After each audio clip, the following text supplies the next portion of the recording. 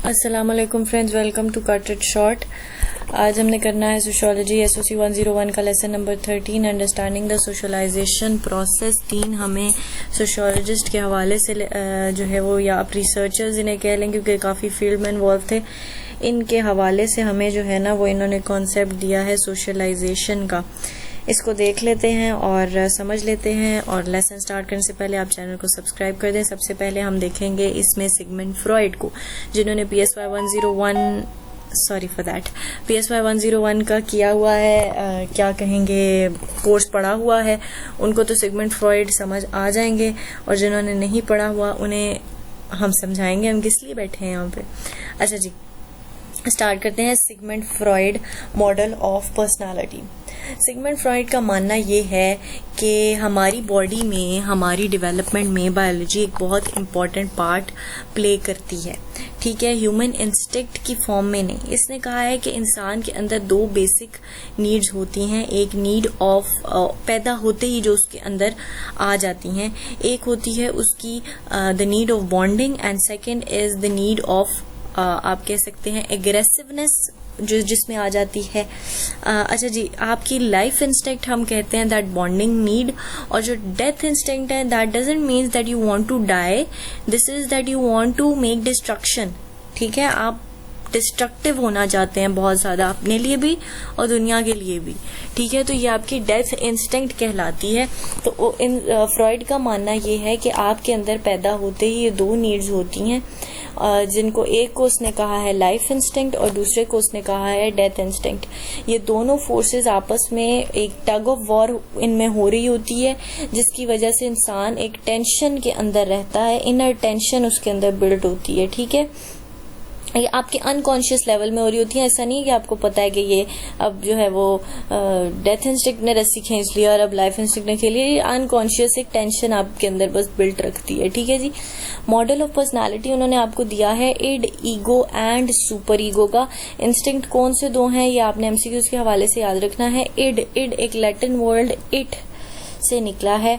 अच्छा जी, मैं आपको एक स्टोरी की तरह इन दोनों को समझा देती हूँ, आप समझ लीजिए, ठीक है। इड ये हो गया, मैं एक एग्जांपल अगर आपको दूं कि लेट सपोज कि मुझे बहुत ज्यादा भूख लगी हुई है और मेरे पास पैसे नहीं है खाना खरीदने को। अब मैंने क्या किया कि मुझे बस भूख लगी है और मुझे अपनी भूख मिटानी है, दुनिया जाए भाड़ में, लोग जाए भाड़ में, और मैंने क्या किया कि मैंने जाकर खाना चोरी किया और छीन के मैं भाग पड़ी और मैंने वो खा लिया, ठीक है जी। अब ये कैसे, अब ये क्या चीज हुई, ये चीज हुई कि मुझे अपनी जो मेरी नीड थी, ठीक है, उसकी अनकॉन्शियस वो जो नीड, वो डिमांड है, मुझे उसकी सेटिस्फेक्शन चाहिए at any cost, that is id. ये मोस्टली बच्चों में ज्यादा पाया जाता है, कुछ लोगों में ये बड़े होकर भी कोप अप नहीं होता, ये इसी तरह चलता है। लेकिन जो है वो बच्चे, जैसे जब बच्चे को भूख लग जाती है तो वो बस रोता है जब तक उसको मुंह में फीडर नहीं दे दिया जाता, ठीक है। उसे नहीं पता वो कहाँ बैठा है, क्या सिचुएशन है, दूध है नहीं है, उसको भूख लगी है, उसको दूध चाहिए, ठीक है। तो ये होता है आपका इड। आपको किस मीन से आपकी ख्वाहिश फुलफिल हो रही है, you doesn't care about that, आपको अपनी ख्वाहिश फुलफिल करनी है। It is the source for libido, ये फिजिकल एनर्जी का सोर्स है। बेसिकली लिबिडो जो है वो आपकी सेक्सुअल नीड्स जो हैं उनसे रिलेटेड होता है। आपकी कोई भी सेक्सुअल नीड हो सकती है, आपकी कोई भी फिजिकल नीड इसमें हो सकती है जो कि आपको फुलफिल एट एनी कॉस्ट करनी है, दैट कंट्रोल बाय लिबिडो, ठीक है जी। तो इट इज टू स्ट्रॉन्ग, ये लिखा हुआ है इड टू स्ट्रॉन्ग। अगर इड आपका बहुत स्ट्रॉन्ग है, bound up in self gravitation, आप अपनी ही जात में घिरे हुए हैं, अनकेयरिंग टू अदर्स, दूसरों की आपको नहीं परवाह। अच्छा, अब ईगो क्या होता है, ईगो में भी हम, ये काम है चली हूँ, ईगो में भी हम उसी कंडीशन को, उसी एग्जाम्पल को दोबारा कोट करते हैं। इसमें लैटिन वर्ड फॉर आई के लिए हम ईगो का वर्ड यूज करते हैं लातीनी जुबान में, ये भी आपके MCQs के हवाले से इम्पोर्टेंट है। अच्छा जी, वो लिबिडो वाला पॉइंट भी MCQs के हवाले से इम्पोर्टेंट है। अच्छा, ईगो क्या है, ईगो ये है कि अगर जैसे मुझे बहुत भूख लगी है, मेरे पास पैसे नहीं है, मैं वहां गई शॉप पे, किसी पे मैंने कहा कि मैं आपकी कोई डिलीवरी कराती हूँ, मैं आपका कोई थोड़ा सा काम कर देती हूँ, आप उसके बदले मुझे खाना दे दें या मुझे उसके बदले थोड़े से पैसे दे दें। और ऐसा ही हुआ, मैंने थोड़ा सा काम किया, उन्होंने मुझे उसके पैसे दिए और फिर मैंने उस पैसे से खाना खरीद कर खा लिया। अब ईगो क्या हुआ, एक रियलिस्टिक अप्रोच है, मतलब अपनी नीड को भी मैंने फुलफिल करना है और मैंने दुनिया को भी देखना है और माशरे को भी देखना है, और इन सब को देखते हुए मैंने एक रियलिस्टिक अप्रोच जो है वो मैंने अडॉप्ट की कि हाँ मैं इस तरह कर लूंगी ना तो मुझे खाना भी मिल जाएगा और कोई इसमें गलत बात भी नहीं है। अच्छा, ईगो अगर बहुत स्ट्रांग होगा तो एक्सट्रीमली रैशनल एंड एफिशिएंट, आप एफिशिएंटली अपना काम कर सकते हो, लेकिन ये थोड़ा कोल्ड और बोरिंग होता है, ठीक है। अच्छा, सुपर ईगो क्या है, अबव और बियॉन्ड द ईगो। ये क्या चीज हो जाती है कि अब लेट्स सपोज वही एग्जांपल दोबारा लेते हैं, मुझे बहुत भूख लगी है, अब मैं ये कहूँ कि चोरी करना तो कितनी गलत बात है, चोरी तो मैं नहीं कर सकती, ठीक हो गया जी। फिर मैं उसके बाद कहूँ कि अब मैं उन्हें जाके कहूँ मुझे काम दे दें, मुझे पैसे दे दें, मैं उनकी नज़र में मैं गिर जाऊँ, मैं मांगने वाली हो जाऊँ, मैं ऐसे हो जाऊँ, मैं वैसे हो जाऊँ, ये भी नॉर्म्स के बड़ा खिलाफ है, ये तो मुझे कोई सेटिस्फेक्शन नहीं इससे मिलेगी, ये तो बड़ी बेइज्जती की बात है। अब ये चीज़ें जो हैं बहुत ज़्यादा आप जब वैल्यूज़ और नॉर्म्स के अंदर धस जाते हैं बगैर वजह के, ठीक है, तो दैट इज सुपर ईगो, ठीक है। आप ऑल टाइम गिल्टी फील करते हैं। आप जैसे मैंने जो ईगो में किया कि जहाँ के मैंने वहां से काम किया और पैसे लेके खा लिया, तो उसमें कुछ बुराई नहीं है, लेकिन सुपर ईगो जब बहुत आपकी स्ट्रांग होती है तो आप गिल्टी फील करते हैं all the time, may even have an insufferably saintly personality. आप भूखे मर जाएंगे लेकिन आप वो चीज नहीं करेंगे, ठीक है। अब वही बात है कि इड और सुपर ईगो हर वक्त आपकी कॉन्फ्लिक्ट में रहती हैं। आपने एक लाइक अ सी सॉ, आपने उनके दरमियान एक ये वेट ला के रखना है ईगो का, जब आप दोनों चीज़ों को बैलेंस कर सकें और एक बीच की का तरीका अपनी नीड को फुलफिल करके निकाल सकें। Social group into which we are born transmit norms and values that restrain our biological drive. Social groups क्या होते हैं, keep that thing in mind. अच्छा, मैं इंपॉर्टेंट पॉइंट्स आपको बता देती हूँ। यहाँ से आपके पास सोशल ग्रुप का पॉइंट आ गया है। उसके बाद ऊपर वाले मैं आपको बता चुकी हूँ, ये लैटिन मीनिंग है इसका अबव और बियॉन्ड, ये आपने देख लेना है। बाकी इससे रिलेटेड अगर कोई कॉम्प्लेक्स क्वेश्चन आता है तो आप समझ चुके हैं क्योंकि कॉन्सेप्ट तो लिखना आसान होगा। अच्छा जी, उसके बाद आते हैं जॉर्ज हर्बर्ट मेड, इन्होंने थियोरी दी है सोशल बिहेवियरिज्म की। ये भी क्वेश्चन आ रहा है एमसीक्यूज में कि सोशल बिहेवियरिज्म की थियोरीज किसने दी हैं, तो वो हैं आपके जॉर्ज, एक मिनट जी, हर्बर्ट मीड, ठीक है। इन्होंने क्या किया है कि इन्होंने आपको कॉन्सेप्ट दिया है सेल्फ का बेसिकली, ठीक है। अब क्या क्या इन्होंने बातें की हम बारी बारी देख लेते हैं। Self develop only as the individual interacts with other. पहली बात तो इन्होंने यही की है कि इंटरेक्शन जो है ना वो इंसान का बहुत ज़रूरी है उसके सर्वाइवल के लिए। दूसरी बात उन्होंने की है कि सिंबल्स बहुत ज़रूरी हैं, ज़ाहिर है जिस लैंग्वेज में हम बात करते हैं, जिस तरह हम कम्युनिकेट करते हैं वो बहुत ज़रूरी है। तीसरी जो इन्होंने आम से बात की है वो है कि understanding intention requires imagining the situation from the others point of view. मतलब ये कि मैं ऐसे देखूं कि मैं अगर मैं ये काम कर रही हूँ, ठीक है, अगर मैं किसी के साथ बदतमीजी करने का सोच रही हूँ कि मैं तो इसको भी जाके गालियां दे दूंगी दो, ठीक है। अब मैं ये सोचूं कि अगर मुझे इस तरह कोई दो आके गालियां देगा तो मैं तो उसको थप्पड़ लगाऊंगी, तो ये बंदा भी मुझे थप्पड़ मार सकता है, तो मैं अपनी औकात में रहूं, ठीक है। तो ये क्या हो गया, मैंने दूसरे के पर्सपेक्टिव से चीजों को देख लिया। यहाँ पे एग्जाम्पल में उन्होंने आपको इस तरह समझाया कि जब एक बच्चा रोल प्लेइंग की तरफ जाता है या कॉग्निटिवली सोचता है तो वो क्या करता है, वो टीचर हम लोग खेलते होते थे बचपन में, डॉल हाउस से खेलते थे, घर घर खेलते थे। अब उसमें हम क्या देखते थे, हम रोल प्लेइंग करते थे, हम ये देखते थे कि अगर टीचर एक बच्चा बना हुआ है और बाकी स्टूडेंट्स बने हुए हैं तो हम अपनी टीचर ही की तरह बिहेव करते थे कि कीप क्वाइट, आप चुप कर जाएं, ये वो, क्योंकि हमने क्या कर लिया है, अपने आप को टीचर के पॉइंट ऑफ व्यू से देख लिया है, वहां रख लिया है। अच्छा जी, चौथा पॉइंट इनका है, इन्होंने कहा है कि सेल्फ दो पार्ट्स में डिवाइडेड है। आई और मी का इनका बहुत आप कह सकते हैं कि पॉपुलर ये जाने मानी चीज है, जो आई और मी का इन्होंने कॉन्सेप्ट दिया है।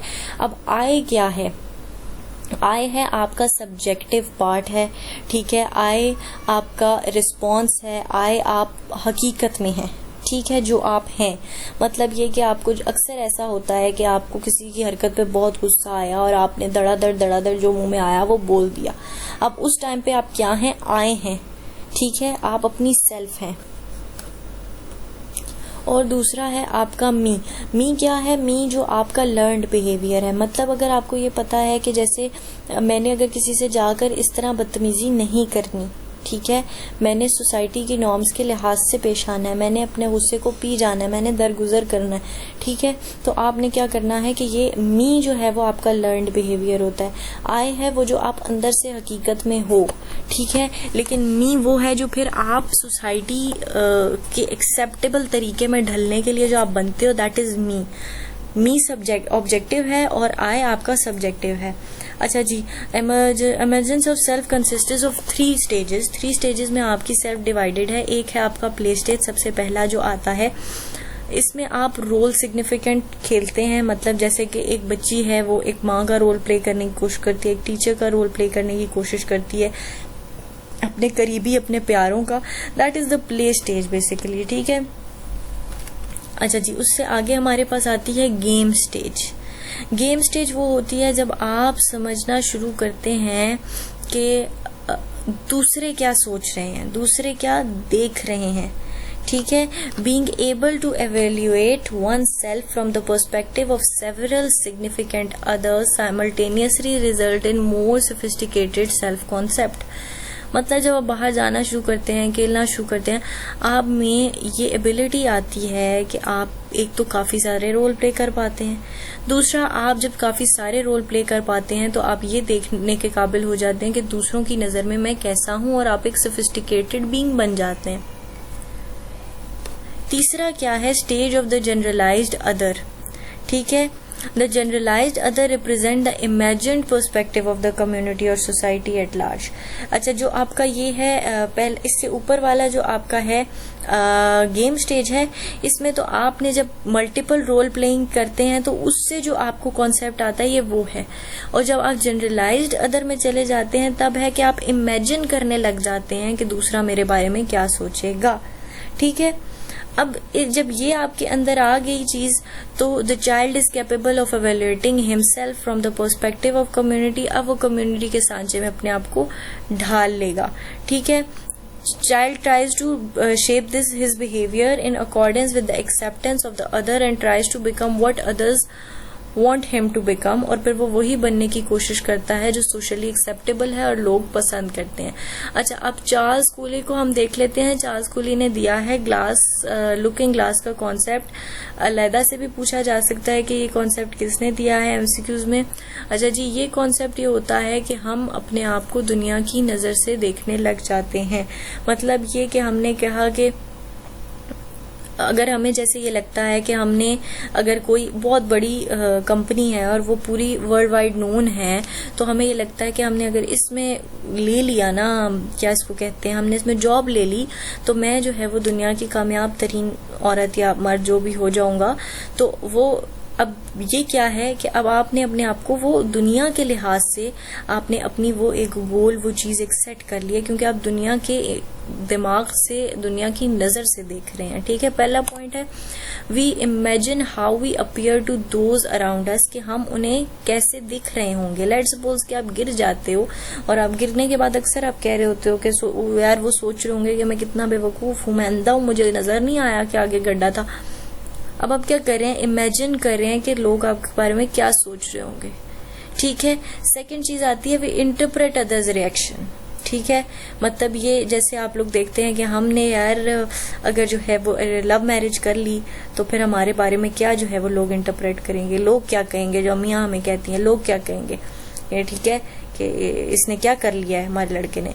तो ये जो है वो इंटरप्रेट करना होता है। We develop a self concept. Self concept ये है कि हमने मान लिया कि हम दुनिया के हवाले से हम ये हैं। Based on our interpretation of the reaction of others we develop feelings and ideas about ourselves. A favorable reaction in this social mirror leads to a positive self-concept, a negative reflection to a negative self-concept. अब जो देखते हैं कि बहुत सारे लोग जो inferiority का या सुपीरियोरिटी का शिकार होते हैं, वो ये समझने लग जाते हैं कि दुनिया हमें ऐसा ही समझती है, ठीक है। अपना अब कॉन्सेप्ट वो अपने बारे में ही, सेल्फ के बारे में ही, या तो वो नेगेटिव या तो वो एक्सट्रीम पॉजिटिव या वो मीडियोकर, वो डेवलप खुद ही कर लेते हैं, ठीक है। Note also that self concept being in childhood, ये क्या हो गया जी, एक मिनट रुक जाए, यहाँ थे हम. Note also that self concept being in childhood, its development is an on going life long process. ठीक है, और ऐसा नहीं है कि एक ही रहता है, अक्सर ये चेंज भी हो जाता है जो चाइल्डहुड से चलना शुरू होता है. ठीक है जी, आई होप समझ आ गया होगा. Still any questions you can ask them in the comment box. Anything you need you can ask me in the comment box. मिलेंगे नेक्स्ट लेक्चर के साथ. Till then take care. अल्लाह हाफिज.